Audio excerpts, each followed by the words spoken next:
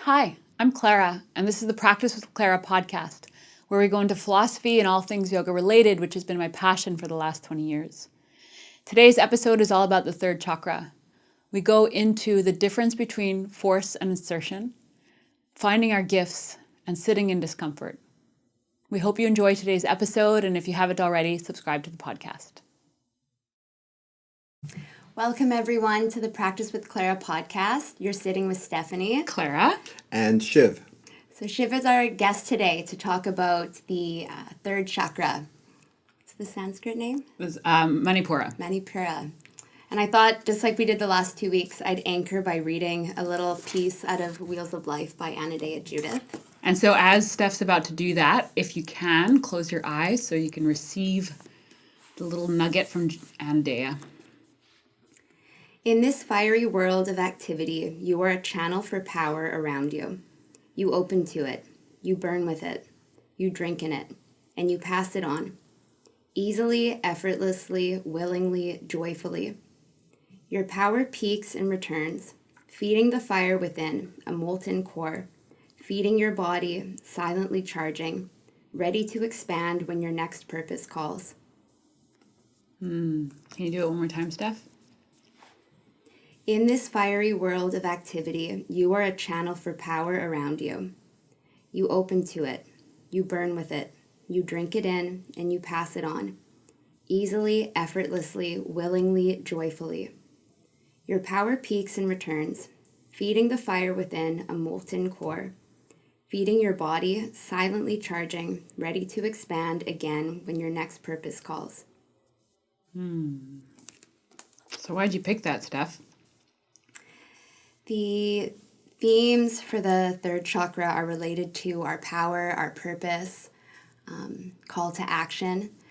And I loved the imagery within this. The line around molten core, feeding your body, silently charging, drinking it in, passing it on. Yeah, it's beautiful, and it captures the key themes of this chakra. The molten quality. The volcanic quality of the third chakra, do you feel? Yeah. Yeah.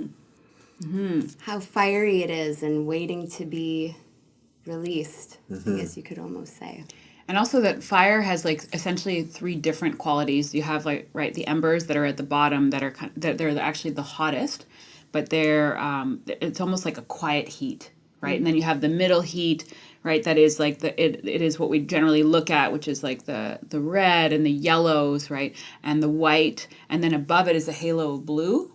Right, so you have these three different layers of the fire. So that's kind of a cool way to to think about it. And so when we connect to our fire, generally everybody always thinks of like the bonfire. They think of like that the piece, the showstopper, right? But I also, for me, I really love, or I try to connect to the embers whenever I'm connecting to my own power. I think of it in terms of this quiet strength. And it says that the silence in that one line, and then also the other line around the purpose around you. I'm thinking of the blue halo you mentioned. Yes. So it's all encompassing, all three tiers. I like that. Yeah, and purpose is such a big part of this chakra, and the idea of when we want to find and connect to our purpose, we usually do work around the third chakra, like Kapalabhati breath, skull shining breath, or we do, Agnisara or any of those kinds of fiery pranayama breath practices, or actually like doing core work would be another way to do that.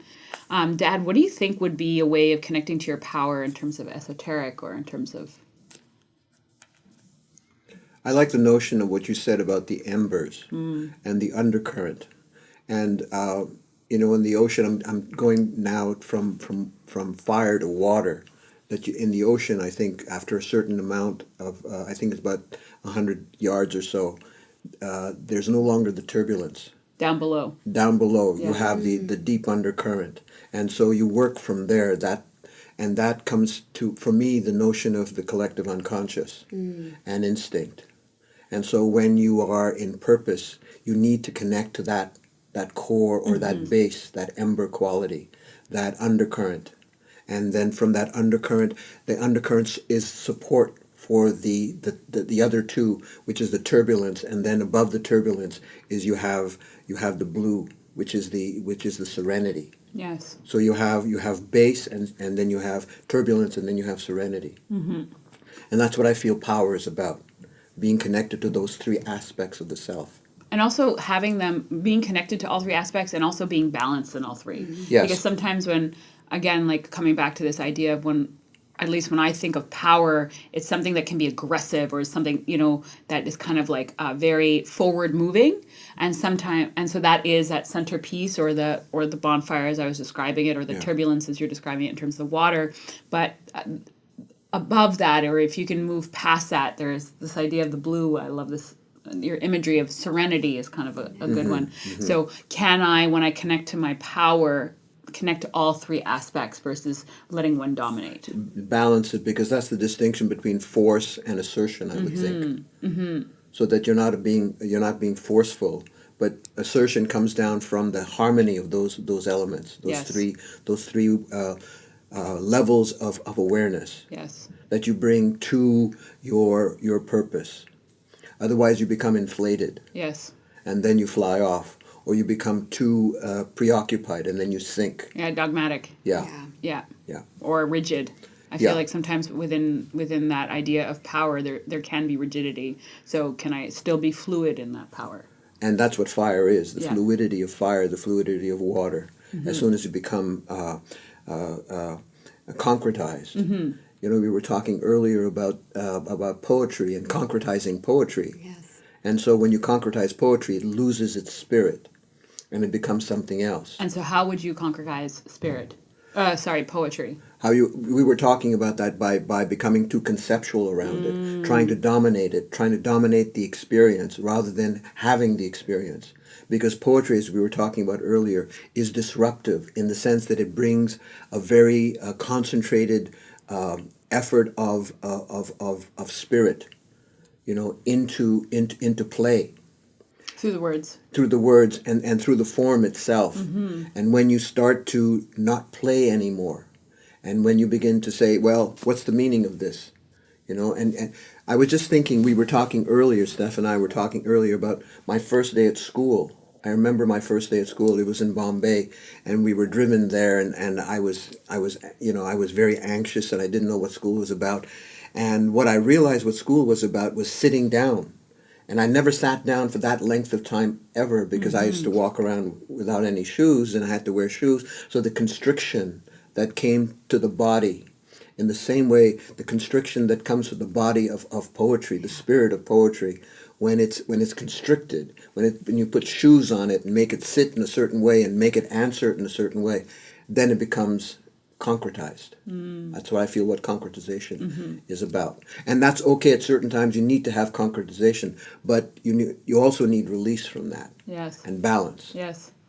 And that was what we were discussing in creating art, and maybe to give our audience a little bit of context. So one thing we were excited about with bringing Shiv here, who's Claire's father, is they're both, I feel, entrepreneurs and artists in their own way. So I thought it'd be really interesting to talk about third chakra, manifesting your passion, your power, going against the typical ways of doing things, tradition, security, stability, kind of all the things we thought about in root chakra. Now you're evolving, you're moving upwards and defining yourself against the world, which I feel both of you have done. And we can talk a little bit more about how Shiv has, just so our audience can listen to it.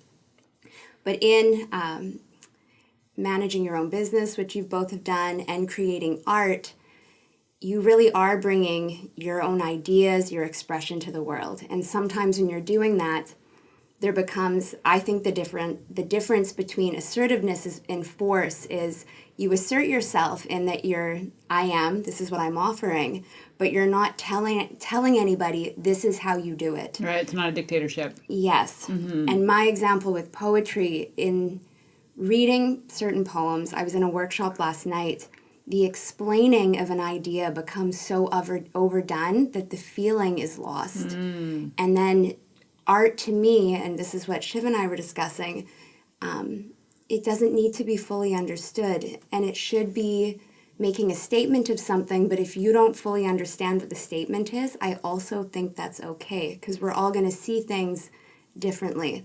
And I think someone who's saying so explicitly, this is what this is, for me, it loses the sensory quality, at least in poetry, of breathing and living and making me feel something when it's so dense with verbiage. I feel that same way about the practice of yoga, the Great. practice of meditation, just to kind of bring it into, tie it into Yeah. the discussion around the third chakra is like the idea of if I go to a class or if I'm hearing a teacher speak or reading a book and they're saying this is the only way, Yeah. right? When it becomes dogmatic for me, then we're putting shoes on and we're making the practice sit down. Yes. I think that there is a time and a place, like Shiv was saying, for that, but I need to decide when I want to put those shoes on or when I want the practice Yes. to sit down, meaning when I want to create it, create a container for it. But so much of the experience, like art and the practice and yoga, is spontaneous, right? It's this idea of this feeling that's kind of arising through the action of doing asana or the action of reading poetry or looking at, listening to music or looking at art, right? Photography. I feel like any any expression, if you have the space to allow it to be experienced inside of you, then we haven't put shoes on it, which I think is an important. But then he comes to a very interesting dynamic where, let's say, you feel you need to do yoga, but some part of you doesn't want. There's some part of you that wants to make art, but yet another part that says, why don't we go have a coffee somewhere? Yes. Okay, so how do you work with that? Well, this is where the idea of tapas or discipline comes in terms of the practice itself. And I've definitely, I feel like Steph and I have talked about it before in terms of when is it appropriate to let it go, to surrender, and when is it appropriate to be like, no, this needs to. So to this needs to happen. assert yourself at this particular time. Yeah, and I think the answer, as the answer with most things that I would say, is it depends. It depends on, the biggest thing it depends on is what is your truth in that moment. Am I deciding not to do this because I'm feeling lazy today, or I'm overworked and I'm tired, or it all comes down to intention. Like what is my intention here? Is my intention to shy away from the quote unquote the work or showing up to the mat or as artists to create, right? Or am I doing it because I need a break and I'm overloaded and I should be navel gazing, because there is a deep importance to doing nothing, right? Because in the doing nothing we're healing and we're reflecting, so that when we go back to doing our expression of whatever it is, I find I'm much more rejuvenated. Felt like I was just get in there, Steph. I'm just thinking about what you were saying about the fire before, with the deep coals, the transformation in the middle, and then the halo. You feed all different parts of yourself through balancing those three things. Like sometimes to be fed means resting, like you're saying, healing, taking space. Other times it means going out and doing all of the things in a day. It depends on what you're working with that day. And in that way, like the practice, like art, it's spontaneous.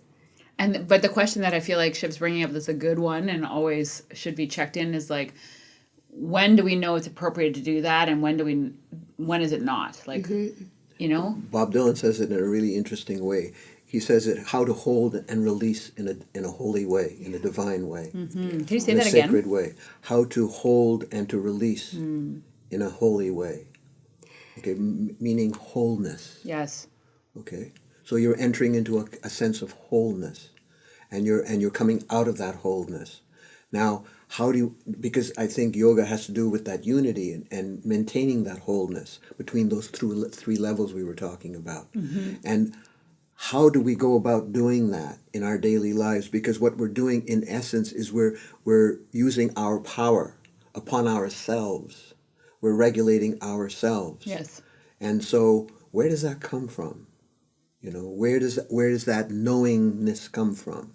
Does it come from the discipline? Does it come from the practice itself? Or where does it come from? Where does it come from for you? Good job, Steph. Yeah. Let's turn this around.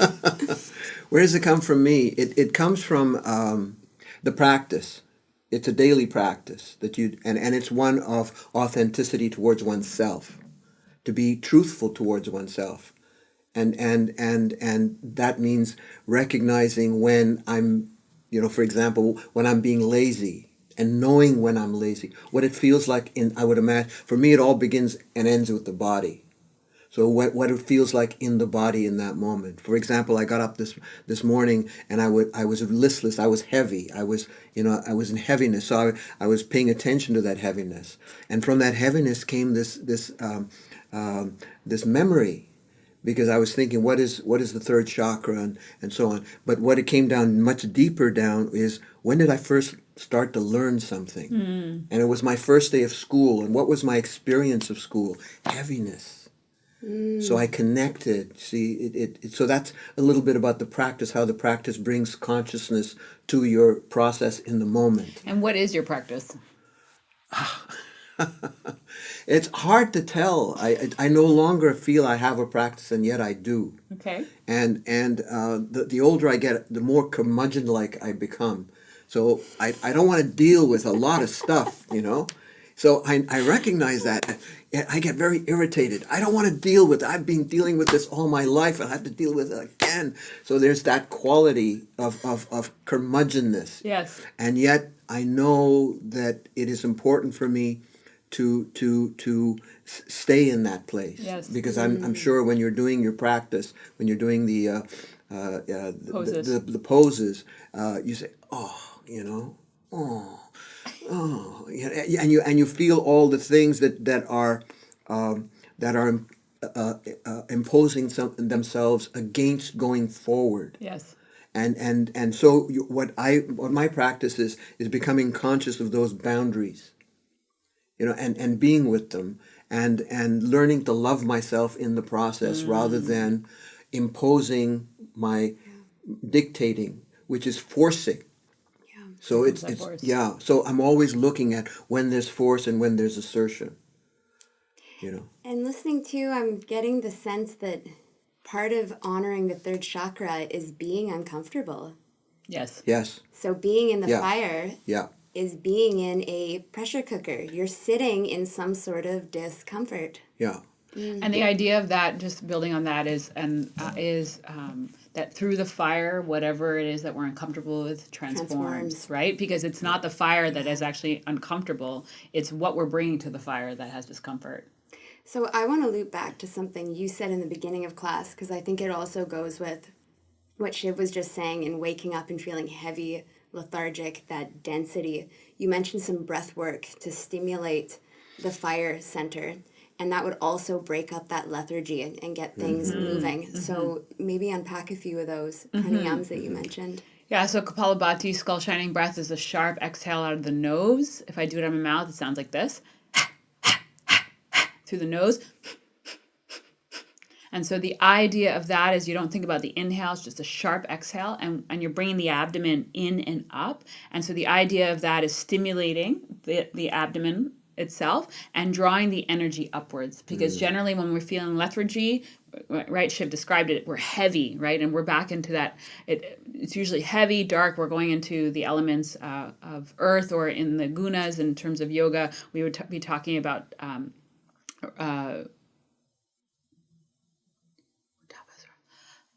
I can't. I'm spacing out right now. It's raining here in Vancouver, and I'm definitely feeling this guna. And it's known as tamas. Yeah, I just thought of it. I was thinking tapas, and then I was like, wait a second. Okay, so a beautiful example, like we were just talking about, is here in Vancouver. It's our second day of rain, and there is a heaviness. Like I'm definitely feeling it as well today. And part of that lethargy for me is that I have a hard time processing things. So that brings us, when we're feeling that heaviness, when we're feeling that tamas, right? It's generally in the legs. We want to stay low to the ground. So this Kapalabhati, this skull shining breath, literally draws the energy upwards, and so it brings more blood and circulation to the abdomen, which which then brings it up to the rest of the body. So you want to create more circulation in your body, which is why they say if you're ever feeling depressed or any kind of heaviness, that you need to move. They tell you to exercise. They do something like fast, like running or something, and ideally something's repetitive. So you just kind of get into the flow of one kind of movement. So then that way, the energy, there's a comfort in the repetition. Another one that I would also highly recommend would be the Kriya Ha. That's a good, I'm going to bring that one on the next yoga class, actually. We don't have a class with the Ha Kriya on the Practice with Clara site, so that will be the next one. I'll shoot that next week. And so you would either put one hand on top of your solar plexus, the other palm on top, or you'd reach your arms overhead, bring your fingertips into your palms, creating fists. And as you make the sound Ha, if your arms are overhead, you'd bring your hands down to the solar plexus, or you'd bring with your hands on your abdomen, you'd bring your abdomen in and up, and then the sound is loud. It goes Ha! Ha, ha, ha. And you would do that ideally for about 20 to 40 seconds, depending. And that is going to create fire. And again, more circulation is going to move through you. So it'll move the lethargy. And hopefully the brain will start processing a little bit faster. In that way, I should have done the Hakriyas before we did this, podcast. So those would be some things that I would recommend. Also, getting up and moving. Like another great one to do is go out for a walk, right? Like, and walk quickly. Don't walk slowly. Walk quickly with no direction necessarily in mind, but just to move the body to kind of start to stimulate, right? It's to create stimulation. And ideally you do it naturally, so then that way there's no dip of the energy.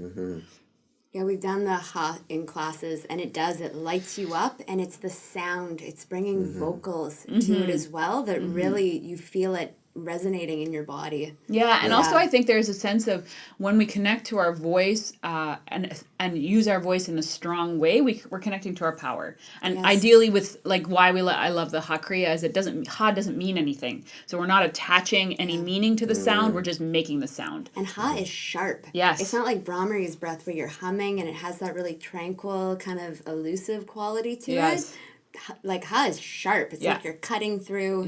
Yeah, one of the mantras for third chakra is I am here, like I belong here, and like I am heard is another one, right? So Ha is a strong one for that. Yeah. So something else I wanted to ask the two of you, because I think it's interesting, and both of you being more entrepreneurial in spirit, having the confidence to go and create your own forms of art or business. There's a lot of risk involved in that, but to have the confidence to say, I'm going against having the security of a paycheck or whatever it is, especially with a baby as well. Your whole family is now in your business. And Shiv, I know you dabbled in working for yourself and photography. I know bits and pieces from Clara.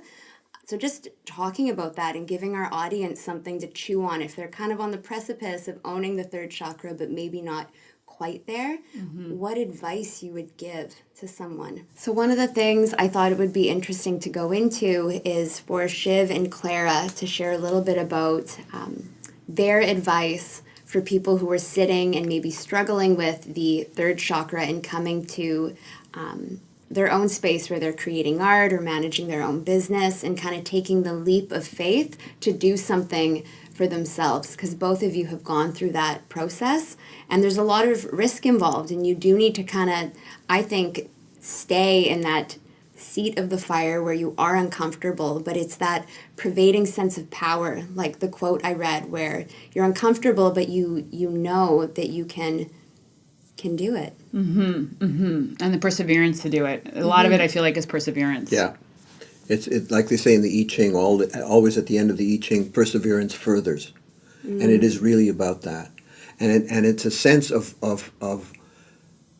realizing it's like being an artist.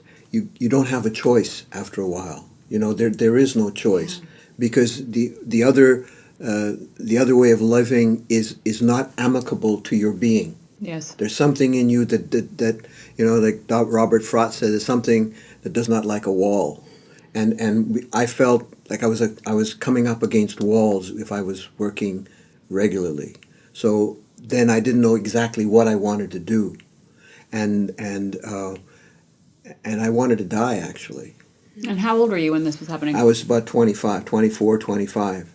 And I got myself a motorcycle, and I did a lot of mescaline, and I wanted to kill myself, but it didn't happen. And then quite by chance one day, it was truly an accident. I had an accident on my motorcycle, and it changed my life, because now it gave me an opportunity, because they gave me these pills for the pain, and the painkillers were destroying the lining of my stomach, and so I was reduced to a skeleton, and I could have gone further on with that, but as I was going down on my crutches, coming back from just going down the hall, there was a mirror, and I looked at myself in the mirror, and I was a skeleton, and I said, if I continue like this, I could die, and I could have my wish to commit suicide, and everybody would say, oh, poor man, So it was a good excuse. But something in me said no. Something in me said, no, I want to live. And that was a shift in me. It's somewhat dramatic, but that's what transformed me. And from then on, I recognized I was responsible for my life. No one else was responsible for my life. And that shifted me. And then as a result of that, I became aware of what I needed to do in order to survive. And the first thing I needed to do was to eat properly, because I ate very badly before. And so I took responsibility for my life by saying, I'm going to feed my body. And then it started from there. It was like small steps, persevering steps. And the next thing I knew is I had an insight. And I think that's what happens a great deal when you start on your own journey. Like Joseph Campbell says, when you do that, when you leave the village compound, when you leave the domain of pre-digested experiences, and you move into original experience, which is moving into, symbolically speaking, moving into the forest. When you move into the forest, then you have invisible means of support come to you. And for me, I was looking down, and my landlord was a Greek, and he had a grapevine with a trellis, and with the huge, you know how grapevines, the leaves are so large, and I realized what they were doing, what plants do is transform the energy of the sun into matter. So it was a basic transformation. It was a miracle that the quanta of light can either be a wave or a particle. And what happens is the leaf or the plant life transforms that wave into a particle. Okay? And that's very much like photography. So photography is the transformation of light, okay, into an image. It's using what Leonard Cohen calls the absolute language of the sun and transforming it like a leaf does. And and then it connected me to wanting to do photography. And that's how I got into photography. And then one thing led to another, and the next thing I knew, I was working for this wonderful man, Aaron Brushes, from Germany. He was a Jew who left Germany because of Hitler, and all he came with his father and his mother was a lens. Okay, and he used that camera lens. No, it wasn't a camera lens. It was his enlarger lens. Oh. And with that, he started using photography. He started working with negatives, and he made himself a business. And I got involved in that. And so that was my first introduction to photography, was working for Aaron Brushes. And this is in Montreal. And that led to other things. And then I got involved in Edward Weston and the day books and so on. And I got involved in the spiritual aspects of photography. And that fed me. Although I wasn't making a lot of money, I was working as a dishwasher at the Mandira, which was a vegetarian restaurant, one of the first vegetarian restaurants in Montreal. So it's so, and then that it has this momentum, and then one thing leads to another, and you meet people, and you have a certain something that moves through you, and when you do your practice, you begin to feel that thing, and that was the beginning of my transformation, moving away from the ordinary round of things. And I love this idea that you said in terms of momentum and really following the momentum. And I think that's Yes. like in terms of stepping out of the village compound, meaning what we're expected, the 9 to 5, the like typical milestones that we're supposed to go through in life.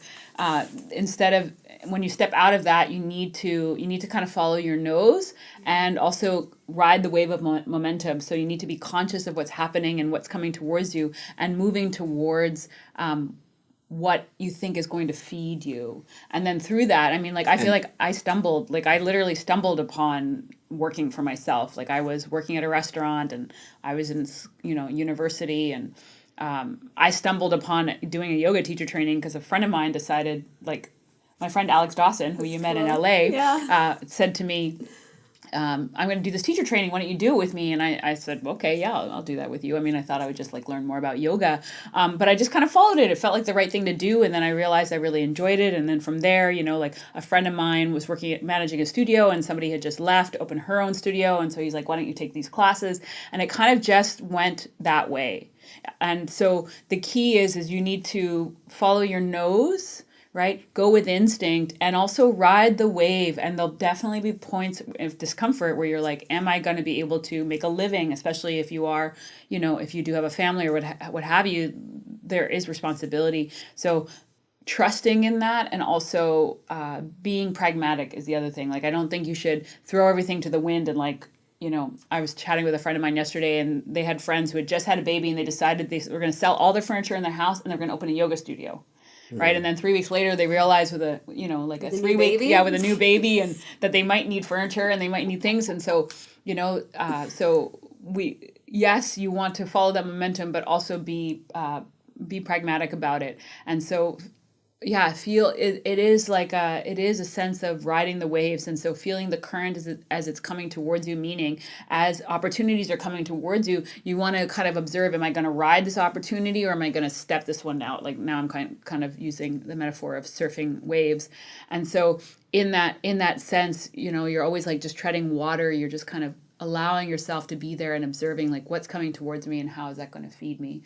But the other thing that I love that Shiv said is that you need to be fed by it, right? Yeah. And there is like, at least for the two of us, we don't work to live, we live to work. Right? There's two kinds of people, they say. There's people that live to work, and there's people who work to live, right? And the people who work to live make money so that they can do the things that they love. Yeah. And then there are people who live to work, meaning that they are fed by their work. And both are beautiful. Like, I think both ways of moving through working is great. One is not better than the other, but for the two of us, we live to work so that whatever it is that we're putting most of our time and energy towards needs to feed us. And so in that way, when you make that choice, you have to really sit with, is this feeding me? And then the next part, and we've definitely both, and I'm sure you've done that also in your writing, is you get to points where you're like, is this feeding me? Is this even worth it? We go through these crises where, strong doubts where I'm like, am I a yoga teacher? I don't know if I can do this anymore. Like, I have to talk about downward dog one more time. Cueing a sun salutation. Yeah, you're like, oh my God, I can't do this anymore. So really important. And then this is a conversation my dad and I have had quite a few times. In that when you're having those crises, it means that you need to take it to the next level, right? And so the next level might mean that you quit your day job and move towards your passion, or it might mean I need to shift how I'm doing whatever it is that I'm doing. And so a great example I'll give the example for me, and I'd love to hear actually both of your examples when you have those crises. Like, so when my crisis around teaching yoga, where where I feel like I've said the same thing, for the 50th time today, and do I want to do this anymore? And nobody's listening to me, and why am I doing this? Is I need to step back and feed myself and fuel. So that usually involves stopping teaching, going somewhere and taking a training, or going somewhere and doing something totally different that has nothing to do with yoga, just for a little while to allow myself to reset. And this is like the contraction and the release, right? So the contraction, going in and enjoying what I'm doing, and then you need that release every so often. And so for me, when I'm getting to the point where I'm very annoyed about what I'm doing, it's a wonderful indication that it's like, mama needs a vacation, or mama needs to go refuel the toolkit, right? So I pass it over to you, Steph, in terms of either teaching yoga, because you teach yoga and you're also a writer, of like when you're coming into a crisis, either as an artist or as a yoga teacher, what happens for you? Well, the story I was telling Shiv earlier is this week and last night, I'm part of a poetry workshop, class, and we've been workshopping our poems together. And I've been coming up against barriers and like I create metaphor and in my poems tell a story, but people don't always understand what I'm saying. And I was kind of chatting with my sister earlier this week and she's like, why does anybody need to understand what you are trying to present? Why can't this just be for you and they can read it how they want to? Beautiful. And I was like, yeah, that's true. I don't need to be so explicit. So then last night, we're workshopping my piece. I'm getting great feedback, but everyone is asking me for what it means. And I was like, I'm not telling you. I had an intention. It doesn't matter what the intention is. You felt something reading this, which I think I'll speak first person. That's what I want, is when you read something I write, I want you to feel something. I want it to do something to you. Positive, negative, I don't care. So I don't know if that exactly answers the question, but I was really hung up on creating something that people understand. And now I'm getting to a point where I don't think that matters for me anymore. Yes. So that's been huge. And that's liberating. It's very, I felt like when my sister made that comment, it was like, the whole veil was lifted. And I was like, you're right. Like such a simple, of course it doesn't matter. Yeah. This brings me to the notion that we carry gifts, that we are here and we are a gift. We are a gift from creation to creation. And that a lot of what for me, meaning is about is getting in touch with my gift. For me, when I heard you, I was what came to me was poetry is your gift, and you were gifting the class. Now the thing then is, who will accept this gift and who will reject it? It's been my experience that it's difficult when you bring your gift, because your gift is unique. Each person has a unique gift, and that uniqueness threatens the status quo. It unsettles people. They want to know, okay, but cut it down so that I can give it to me in a sound bite. Yeah. Or what box do I put it in? Exactly. So that's what I feel I was encountering a lot in the beginning. Okay, I knew I had a gift. I didn't, in the beginning, you don't quite know exactly what you're gifted, but you can feel it. Yeah. Because I remember the first time I ever took a photograph seriously was the first week in college, when I went to college and I joined the Reporter, which was the college newspaper, and they gave me a Rolleiflex, 2 1/4 format, and said go out, and they gave me an assignment, and I never used 2 1/4 before. I mean, I used the point and shoots, but never a 2 1/4. Yeah, medium format. The right? medium format, Yeah. 2 1/4, because it's upside down and so on. Yes. And so I went and I photographed, and I loved it. And the very first photograph I ever took with a 2 1/4 was published. Okay, but it felt natural, and I put it aside for a long time until I came to that realization about, photography is is a holy presentation of light. It's a transformation of light, and then I made the connection from back then, and that's when I started photographing. Okay, and then that slowly took me, and I realized most people didn't want to see my photographs, because what I wanted to do was, I recognized if I had died in that motorcycle accident, what would have people known about me?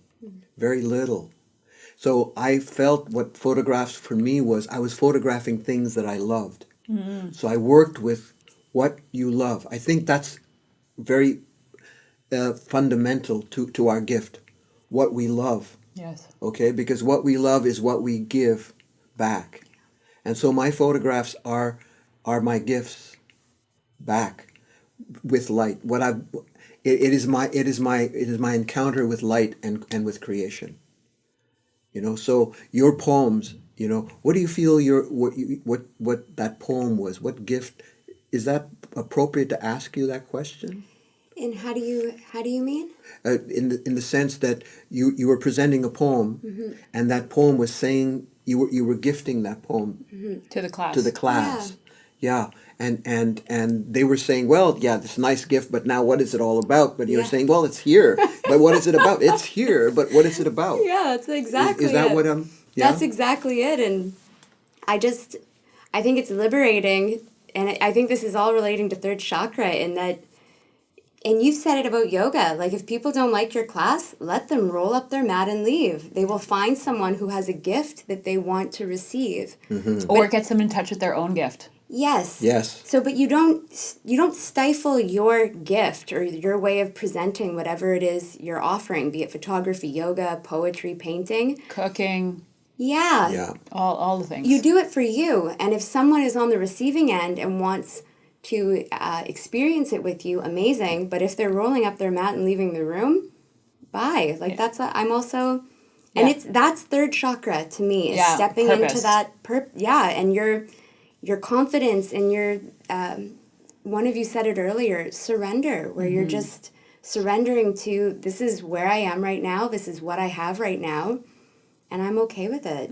You're not comparing to others, you're not putting the shoes on and confining yourself and packaging yourself the way things are branded or, easily. Or how you think people will want to digest them. Yeah. That's another big one. That's what I was going to, like, palatable. Yes. Where you're creating really, like, sometimes I wish I wrote poetry that was more pretty and, packaged for Instagram so people would share my beautiful words. But it just doesn't speak to me, And I'd probably maybe I'd be a more popular writer if I did that. Where does your poetry come from, do you feel? What's the source of that? Because that's your power, I would feel. Well, I'll have an experience or something will land and then I want to create it. And it's weird lately, what I'm noticing is the synchronicity, is I will write something and then I'll see it somewhere else. Oh, I love that. That's another sign. Yes. Definitely. And it keeps happening and it's spooky. Yeah. That's so cool. And it also questions your third chakra, though, because it's scary, where you're like, I don't know. What's scary about it? I think it's scary because it's feeling like you're aligning with something, but you're uncomfortable because you haven't been there before. It's like the edges. You're pushing the boundaries. Like I'm pushing the boundaries. Yes. And even when what you're saying, and, I'm in this repetitive space where I'm repeating the yoga poses, so I'm mad, you need to push a boundary again somewhere. So I think the agitation or the fear or the anger show up when it's like, okay, take one more step. Yes. And also something, we talked about this, I can't remember. We talked about this before in terms of when we're in a relationship or when we're in dialogue with somebody other than ourselves and we are triggered by them, right? It's this opportunity, where we're, again, here comes that agitation and that anger, is that there's something there that we need to work out. Yes. Right? And so it's this it's fodder for the practice to kind of chew on it and be like, what does this mean for me, and how can I grow from this so that, as you say, you can progress or you can move beyond that, what we consider the comfort zone of where we are right now. It's time to go to the next level of whatever that means.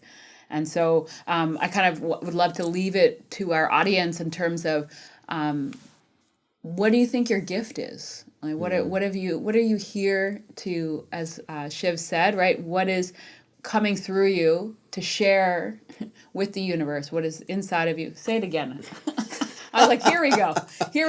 I need to drink a little bit more coffee. Would you mind? No, I'll Okay. see if I can. I'm never where I think I am. It always keeps changing. I want to talk a little bit about gifting. Okay. And then I'll probably come around. Okay. When you receive a gift, Yes. I'm talking about a spiritual gift, a non, even if it's a concretized, a gift. You're never equal to a gift when you receive a gift, because it's something new into your sphere of consciousness or in your life, and it's always more. It's always more than what you have, and so if it's a true gift, it challenges you. It challenges you because you receive it and you don't quite know what to do with it. And then what happens is, as you engage with it, whether it's a practice, or it's a talent, or it's a circumstance, because circumstances are gifts that come to you. You were talking about, when these waves come towards you, what do? Do you ride the wave? Is this a wave that you want to ride? Is this the wave you want to, move around? Whatever. But it comes to you, and you need to make choices. And this is where your power comes in, and the power comes in from where you have that authenticity and that centeredness and that undercurrent that you can trust. And so it washes up against you, and as you engage in it, you are transformed by it. Mm-hmm. Okay, and what you do is you grow in gratitude, and that's what I find with my photography. When I'm taking a photograph, I'm sure this happens with you too, Steph, with the poem. The poem somehow is beyond you. Yes. Okay, and because I used to take these photographs, and I would say, oh yeah, this is kind of nice. I'd look at my contact sheets and leave it. And 6 months later, I'd look at the contact sheets and say, that's a really good image. And what I found was my eye was ahead of the rest of me. Yeah, that's cool. My visual talent or gift was way ahead of the rest of me, the rest of my psyche and my understanding, and so on. And I grew into the gift. Okay? So you grow into the gift. And then when you grow into the gift, slowly that gift transforms you and you become the gift. And then what you do with the gift then is you give the gift away. And only when you give the gift away, that cycle is complete, because you were talking earlier about passing it on, right? Yes. You have that molten fire in you, and then you drink of it, but you pass it on. But And so in that, what is the gift that you feel like you are being gifted right now from the universe? And then how would you like to share it? So that's just something for you to chew on. I feel like we've gone through a lot of really great kind of, I think, nuggets. I'm going to take them away as well. And so what is the gift? What is your gift? And the gift doesn't have to be artistic, and it doesn't have to be something that's super fancy. And it might not even be something that you share with another person. It might be something that you are experiencing in yourself, like the gift of spirituality or the gift of connection. And so we want to leave you with that. And then along with that is like, how does that serve your purpose in terms of where you are in your life right now? Food for thought. So thank you, Shiv, so much for joining us. And Steph, always enjoy. Thanks for bringing all the goodness. And if you haven't already, subscribe to the podcast, and we'll see you next week. Thank you. Thank you for joining us today on the podcast. Today's podcast is brought to you by the Practice with Clara app. That's mine. I've created almost 100 yoga classes for you to do at home or on the go. And they're available to you on your favorite device, including mobile, desktop, and TV. These classes include vinyasa, slow flow, hatha, restorative, yin, mantra, meditation. I also just had a baby, so I created prenatal yoga for all 4 trimesters. So head over to clararobertsoss.com/join to learn more. Or search for the Practice with Clara app at your favorite app store. There's a 7-day free trial, so no commitment. And make sure to subscribe to the podcast. We've got lots of good stuff in store for you. Until next time, namaste.